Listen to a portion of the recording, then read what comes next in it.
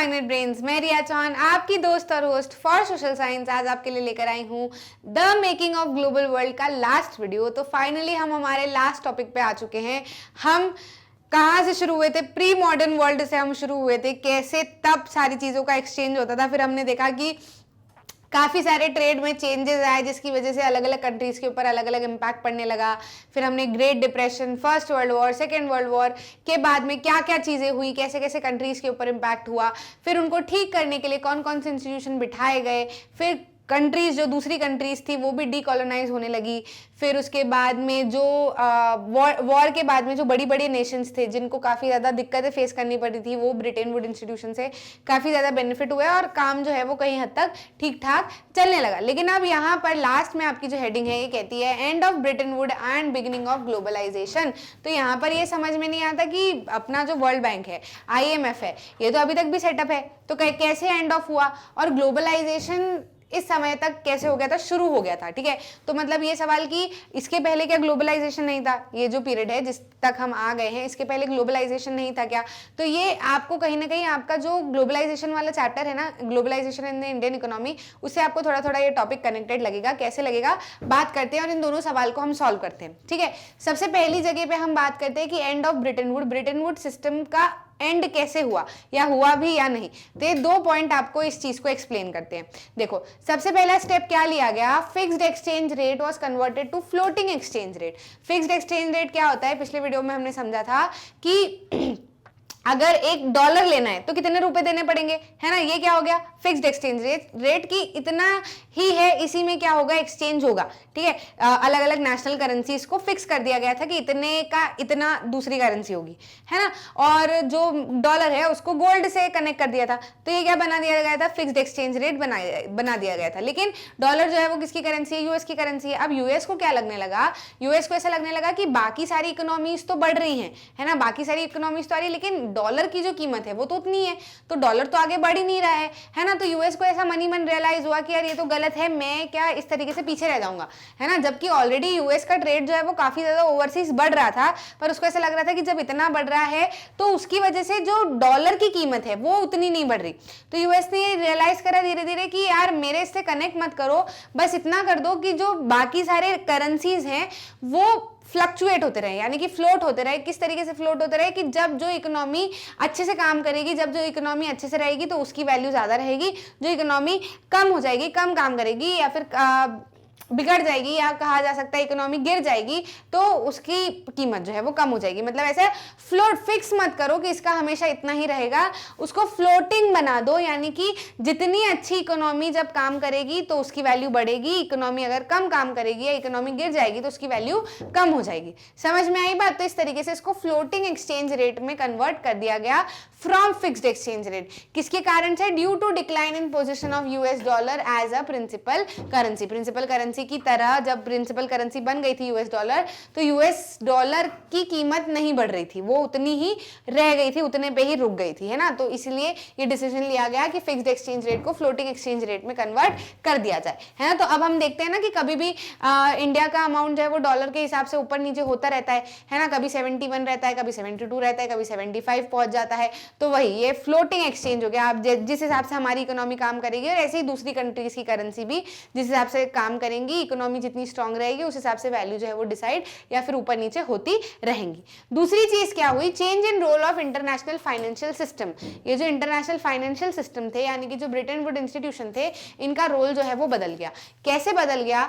कि अभी तक जो डेवलपिंग नेशन थे, है ना, मतलब जो अभी इंडिपेंडेंट हुए थे, वो क्या कर रहे थे? लोन वगैरह के लिए उन्होंने या फिर खुद को अपने आप को क्या कर लिया था? पहले तो G77 में ऑर्गेनाइज कर लिया था कि हम अपनी डिमांड रखेंगे, और फिर डिमांड के बाद में उन्होंने लोन जो है वो ब्रिटेन वुड इंस्टीट्यूशन से लेना शुरू कर दिया था ताकि उनकी भी पावर्टी क्या हो जाए? कम हो जाए, है ना। तो उसकी वजह से उनका काम जो है वो थोड़ा बहुत ठीक ठाक चलने लगा था। लेकिन प्रॉब्लम क्या हुई कि जो कंट्रीज के अंदर जो डोमेस्टिक बैंक थे या फिर प्राइवेट बैंक थे, उनको ऐसा लगने लगा कि जब जब कंट्रीज ब्रिटेन वुड इंस्टीट्यूशन से बैंक में से लोन ले रही हैं तो फिर हमारा क्या रोल, हमको तो प्रॉफिट ऐसे मिलना ही नहीं है, लोन के लिए तो हमेशा ये लोग बाहर जाते रहेंगे, तो ये तो प्रॉब्लम हो जाएगी। तो फिर बैंक वगैरह ने या फिर प्राइवेट इंस्टीट्यूशन ने एक गवर्नमेंट के ऊपर प्रेशर बनाना शुरू कर दिया कि ऐसा मत करो, आप क्या करो कि ब्रिटेन वुड इंस्टीट्यूशन से लोन जो है वो थोड़ा सा डाइवर्ट करा दो और हमारी तरफ कर दो, ताकि जो कंट्रीज हैं वो डोमेस्टिक इंस्टीट्यूशन से या फिर डोमेस्टिक बैंक से लोन ले, फिर हमारा जितना लोन जो है वो लेना देना बढ़ेगा उस हिसाब से हम आपको टैक्स पे कर दिया करेंगे, तो आपका ही फायदा हो जाएगा।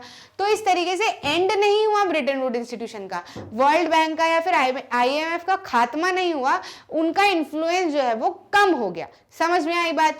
Change in the role of international financial system lead to periodic डेब्ट crisis, low income and poverty. अब इसकी वजह से ये पीरियोडिक डेब्ट क्राइसिस, लो इनकम और पॉवर्टी कैसे आई? देखो जाहिर सी बात है समझना कि जब कंट्रीज IMF या वर्ल्ड बैंक से लोन ले रही थी तो वर्ल्ड बैंक और IMF को फायदा कमाने की जरूरत नहीं है, वो तो हेल्प करने के लिए बैठे है ना। तो वो अगर इंटरेस्ट रेट चार्ज भी करेंगे तो वो ठीक ठाक चार्ज करेंगे, पर अब क्या हो गया, उसको डाइवर्ट कर दिया गया किसकी तरफ, प्राइवेट ऑर्गेनाइजेशन की तरफ। क्या करेंगे, प्राइवेट ऑर्गेनाइजेशन ज्यादा से ज्यादा लोन देंगे।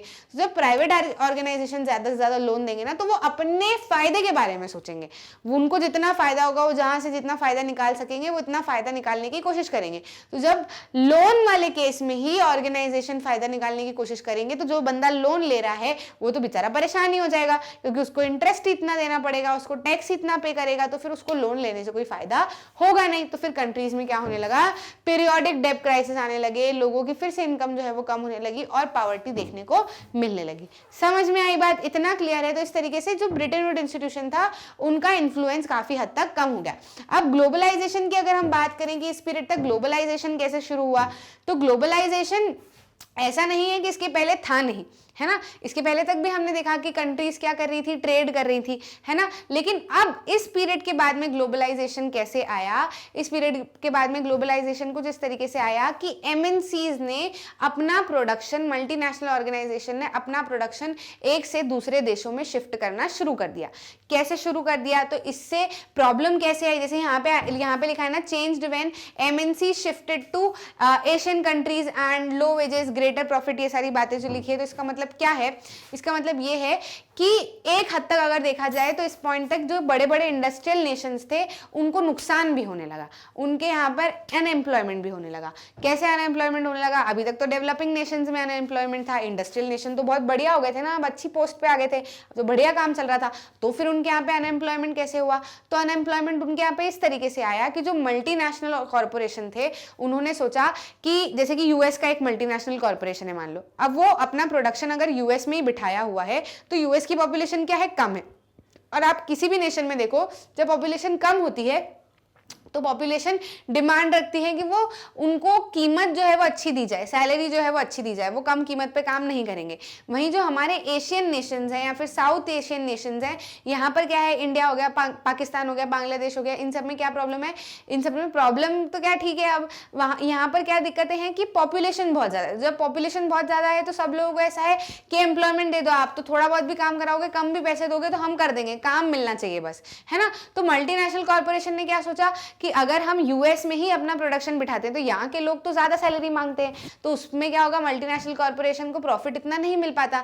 इन्होंने सोचा कि ये जो एशियन कंट्रीज है जो अभी अभी डेवलपिंग स्टेज पे है, तो क्यों ना हम वहां पर अपना प्रोडक्शन अलग अलग जगह पर सेटअप करें, जैसे कि चाइना हो गया, इंडिया हो गया, बांग्लादेश हो गया, पाकिस्तान हो गया। यहाँ पर अगर हम लोग सेटअप करेंगे तो वहां के लोग कम पैसे में भी काम करने को तैयार है। जब वो कम पैसे में काम करने को तैयार है तो मल्टीनेशनल कॉर्पोरेशन का क्या होगा, फायदा होगा, है ना। तो उन्होंने अपना सेटअप जो है वो प्रोडक्शन का सेटअप जो है वो अलग अलग कंट्रीज में, उधर वाली कंट्रीज में जमाना शुरू कर दिया। जब उन्होंने वहां जमाना शुरू कर दिया तो यहाँ के लोगों को काम मिलना बंद हो गया, है ना। मतलब यहाँ से हट गया ना इनका प्रोडक्शन, काफी ज्यादा कम हो गया।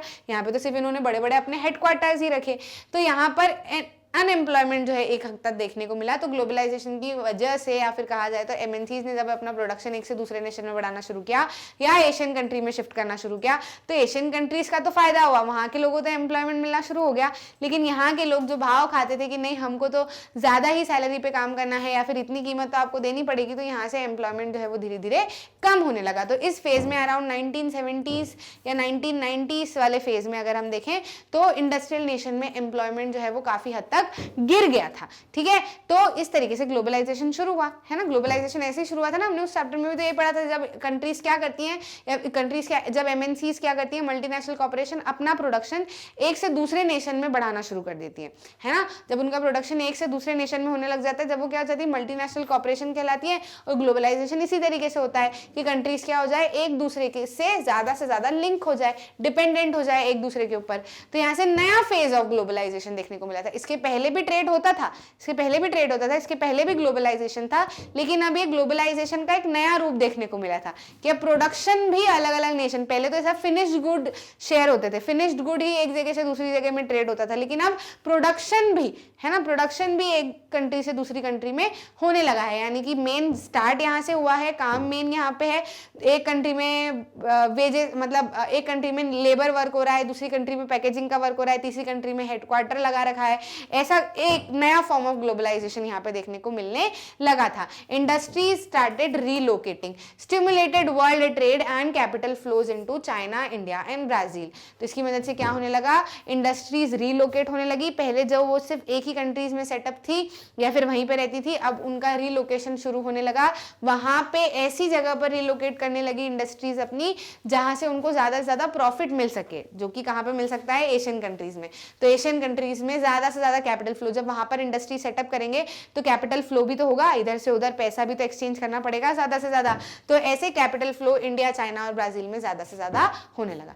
समझ में आई बात। तो कब से हम शुरू हुए थे, प्री मॉडर्न वर्ल्ड से हम शुरू हुए थे, जब बहुत सारी चीजें अलग थी, बहुत पुराने पहले से हमने शुरू किया, और फिर धीरे धीरे करके हमने बहुत सारे वर्ल्ड के अलग अलग फेजेस देखे, अलग अलग दिक्कतें देखी, और फाइनली हम जो है इस पीरियड तक आ गए जब इंडस्ट्रीज जो है वो एशियन कंट्रीज, यानी कि ऐसी कंट्रीज जो एक समय पे किसी दूसरी कंट्री की कॉलोनी हुआ करती थी, वहां पर भी इंडस्ट्रियलाइजेशन शुरू हो गया। ठीक है, तो कैसी लगी इतनी सारी जर्नी हमारी, अच्छे से आपको समझ में आया कि नहीं आया? इसी तरीके से सारे वीडियो जो है वो मैग्नेट ब्रेन्स की ऑफिशियल वेबसाइट पे अवेलेबल है, आप फ्री ऑफ कॉस्ट सारी चीजों को एक्सेस कर सकते हो। साथ ही साथ में हिंदी मीडियम चैनल भी मैग्नेट ब्रेन्स का बन चुका है, आप इसको भी सब्सक्राइब कर सकते हो और अपने दोस्तों के साथ में शेयर कर सकते हो। यहाँ पर समापन होता है हमारा मेकिंग ऑफ ग्लोबल वर्ल्ड का। हमने ग्लोबल वर्ल्ड फाइनली बना लिया। ठीक है, बढ़िया सा ग्लोबल वर्ल्ड हमारा बन चुका है। आई होप चैप्टर क्लियर है। इससे रिलेटेड जो भी डाउट है आप अपने कमेंट सेक्शन में डाल सकते हैं, जो भी रहेगा हम और अच्छे से इसको करने की कोशिश करेंगे। ठीक है, इसके एनसीईआरटी सॉल्यूशंस भी आपको मिल जाएंगे, है ना।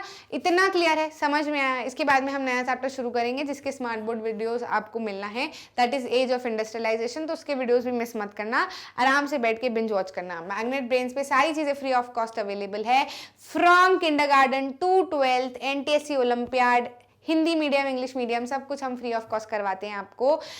2 वीडियो दिखा के हम आपसे कोई सब्सक्रिप्शन, कोई पैकेज की डिमांड नहीं करेंगे। आप कितनी ही बार वीडियो देख सकते हो, कितनी बार अपने दोस्तों के साथ में शेयर कर सकते हो। अच्छा लगा तो लाइक करना, शेयर करना अपने दोस्तों के साथ में, और चैनल को सब्सक्राइब करना।